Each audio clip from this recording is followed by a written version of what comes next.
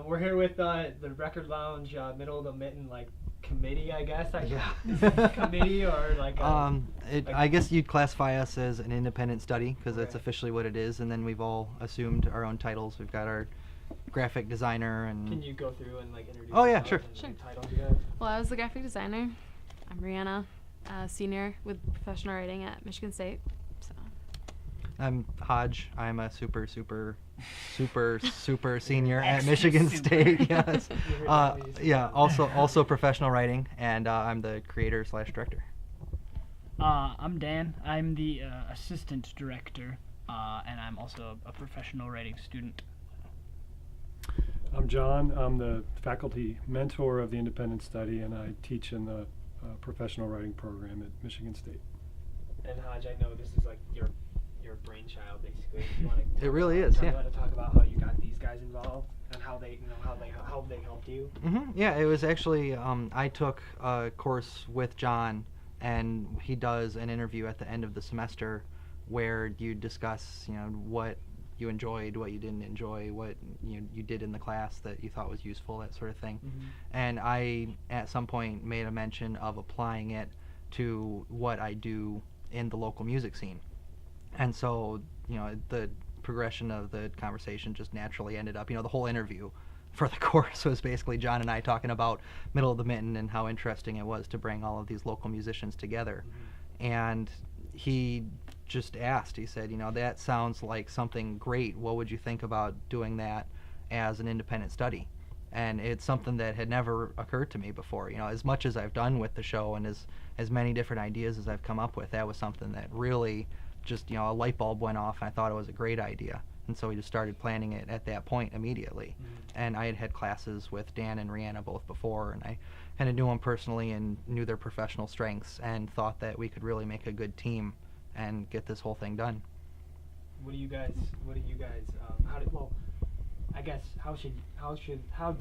get involved with him, kind of, and like what was your initial reaction to the project when you first heard about it, when he came to you? Well, for me, he just brought it up in class one day. I think it was in 470. Probably, yeah. And I was just like, I don't know anything of the music scene. I don't listen to,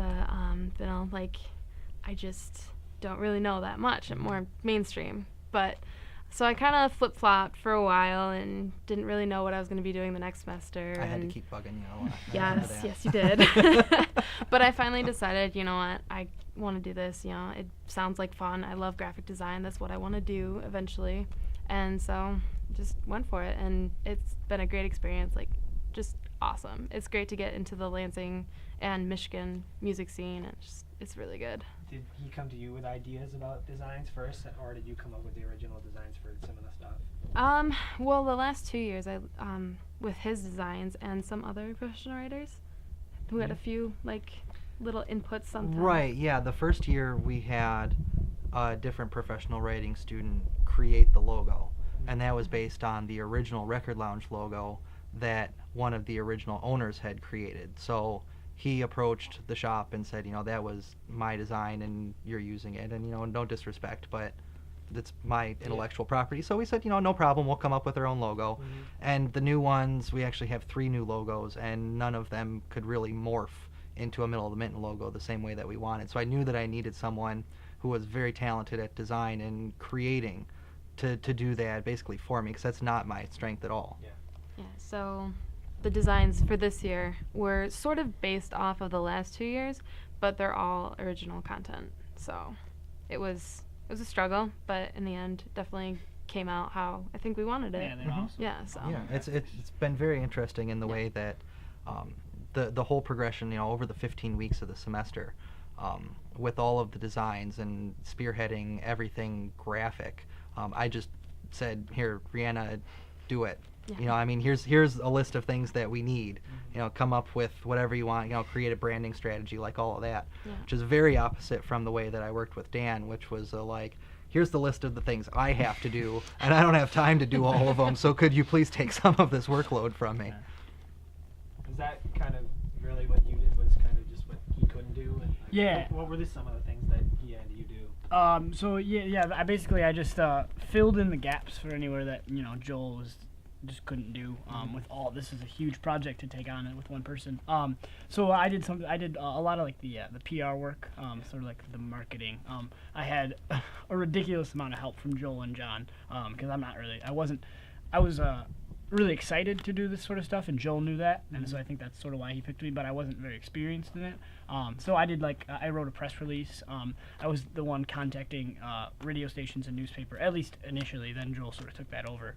But, I was doing all the sort of communication work initially with all that. So that's sort of my angle, I guess, on it. It took you a little while to realize exactly how similar classwork and real work are. Right. You know, once you get over that hump and you realize that, okay, writing a 3-page article or it was probably even longer than that for Capital Gains. Yeah, right. It's no different than writing a piece for a class, except you're turning it into someone that you don't know instead of a professor that you've had for however many weeks already. And maybe getting money for it. Yeah. Awesome. I'll go to you. I'll come back. Another question. What has your kind of been observation of these three students, I guess? Your observation of them and how they work together and. Well, I've been very impressed, and actually what Joel just said is sort of, the light bulb moment here. It's about seeing how these skills and technologies that we teach in these classes actually can be applied in a real world setting. And in our department, we've really tried to find ways that our students can contribute to the cultural and the creative life of the Lansing area, and this is a great example of that. So I've been very impressed, really, at the work that all three of them have done. And Joel, in particular, has shown himself to be a very good administrator and delegator and leader, and those are good skills to have, going into the job market, obviously. So it's been very cool to watch. Yeah, it's been interesting that I started middle of the Mitten before I was really heavy into my professional writing classwork, and so it really was that I had done these things before, and then I got into a classroom setting, and especially Jon's class 470, where it is very focused on doing things for the professional world. I was able to have a mentor, and it was very much the same throughout the semester doing the independent study, where you're doing things that you've done before, but you have someone with experience and knowledge that you just don't possess that can really guide you along and tell you the things that you might not know that you're doing wrong or you could do better. That's what I was going to ask. Is did he bring you ideas or maybe suggestions? Or did you say here's maybe how you could change this, or different suggestions from you? We did some of that, although really they drove the creative content of all the publicity, marketing, design, and I just kind of kept an eye on what they were doing and gave suggestions where I could, especially with Dan working on media releases and freelance articles and that kind of thing. I remember what I was going to ask you. Was it a kind of a struggle to kind of get different outlets to write about this and cover it? Yeah, actually, it's incredibly difficult. And Jon had warned me sort of about that, not to be, disappointed when no one bites on the story, because it's just, there's so much happening in the world.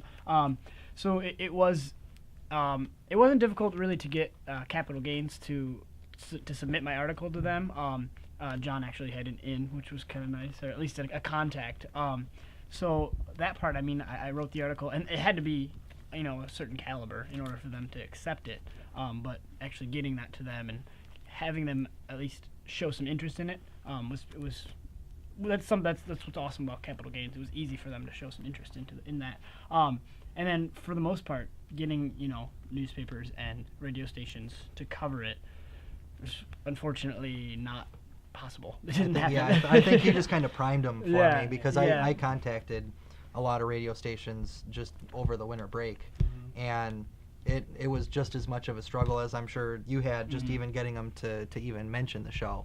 And it's just the fact that when you were doing it, it was during the semester, and I don't know how many credits you had, but you just don't have time to send 6 emails and make 2 phone calls. And during winter break, I did have that time, and I really made it an emphasis that, I want to get us on the radio. We were on the Impact tonight. They've been more than enough help every single year, and it's great to just get there and give a medium to talk, and we get a chance to support everyone who's involved and everyone who's helped, and however many people were listening, heard the names that we want them to hear and the people that we want them to support.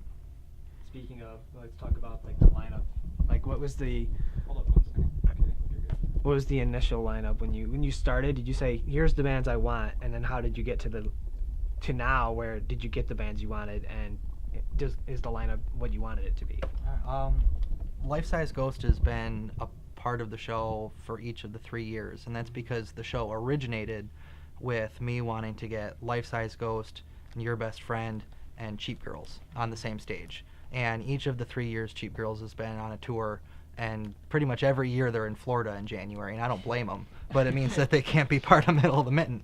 And they're the one that I wanted. That was on my ideal lineup. That they're not going to be there. But aside from that, it's just a matter of you start with 2 or 3 bands, and you kind of put them, Elliott Street Lunatic, I said, okay, I want them kind of towards the front, and I'm going to model the front end of the lineup around their sort of pop and indie rock. And then at the end, it was Life Size Ghost and the Behringer Boys, and they've played a lot of shows together. And in fact, a lot of times when they play, they'll have members of each other's bands on the stage together. So I wanted them back to back, and I wanted them closing and really put a capstone on it. And then we had an open application process that Reanna set up, and it was a hit. And it really was. We had a lot of people apply, and I made a lot of contacts that I'll have for other events that we do. Yeah, and now we have an acoustic lineup too. Yeah. So Yeah, and that was an idea that it was Jason from Elliott Street Lunatic, said, hey, I've got a mini PA.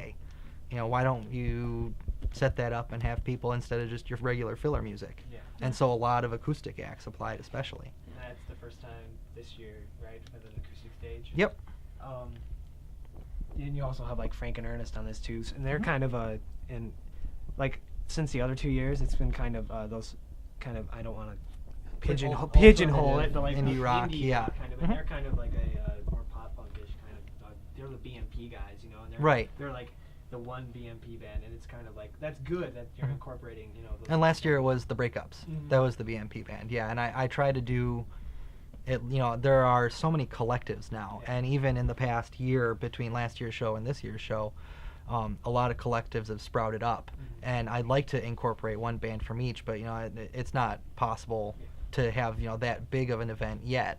At least it might be a possibility in the future, but it's that really is a big factor in choosing the lineup. Is like, okay, I need to incorporate one band from this group, and that'll get these guys to come, and then I need to incorporate one band from this other group, and that'll get these guys to come, and then the whole idea is to get like the BMP and the GTG guys to come, and they'll like the people that I know from Mount Pleasant and Saginaw, and they'll like the people from the Detroit area, and it's just, it all comes together very naturally. I like to take my time doing it because it really does happen that way. And it doesn't really seem like it's also kind of the bands you personally would want to see also. Exactly, yeah. I try to cram everything that I would ever want to see in a show into one night, and it makes it so hectic, but it's so much fun.